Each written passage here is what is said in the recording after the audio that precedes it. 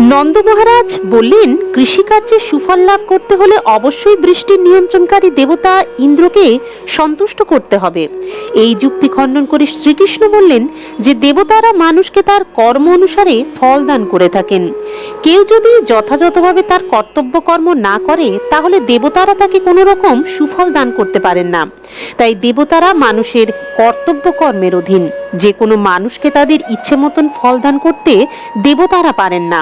শ্রীকৃষ্ণ আরো বললেন, হে পিত, ইন্দ্রদেবতার পূজা করার কোনো প্রয়োজন নেই। প্রত্যেককেই তার কর্ম অনুসারেই ফল লাভ করতে হয়। আমরা দেখতে পাই যে প্রকৃতপক্ষে সকলেই তাদের স্বাভাবিক প্রবৃত্তি অনুসারেই কর্মে লিপ্ত হয় এবং সেই স্বাভাবিক প্রবৃত্তি অনুসারেই মানুষই হোক বা দেবতাই হোক, প্রত্যেককে যথাযথ ফল ভোগ করতে হয়ে থাকে। প্রতিটি জীবই উচ্চতর বা নিম্নতর দেহ প্রাপ্ত হয় এবং তাদের বিভিন্ন কর্ম অনুসারেই শত্রু, মিত্র বা নিরপেক্ষ ভাব অর্জন করে। তাই খুব সাবধানতার সঙ্গে স্বাভাবিক প্রবৃত্তি অনুসারেই কর্তব্য কর্ম করে যাওয়া উচিত এবং বিভিন্ন দেবদেবীদের পূজা করে চিত্তকে বিক্ষিপ্ত করা উচিত নয়। যথাযথভাবে কর্তব্য কর্ম সম্পাদন করা হলে দেবদেবী আপনা থেকেই সন্তুষ্ট হবেন।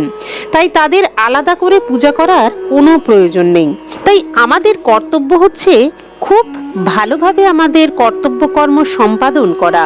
প্রকৃতপক্ষে যথাযথভাবে কর্তব্য কর্ম সম্পাদন না করে কেউই সুখী হতে পারে না।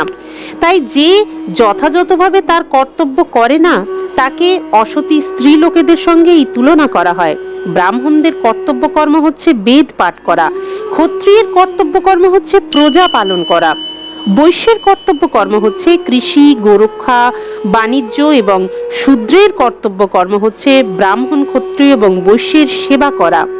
আমরা বৈশ্য, তাই আমাদের কর্তব্য হচ্ছে কৃষিকাজ করা অথবা সেই কৃষিজাত দ্রব্য নিয়ে বাণিজ্য করা, গোরক্ষা করা এবং টাকা ধার দেওয়া।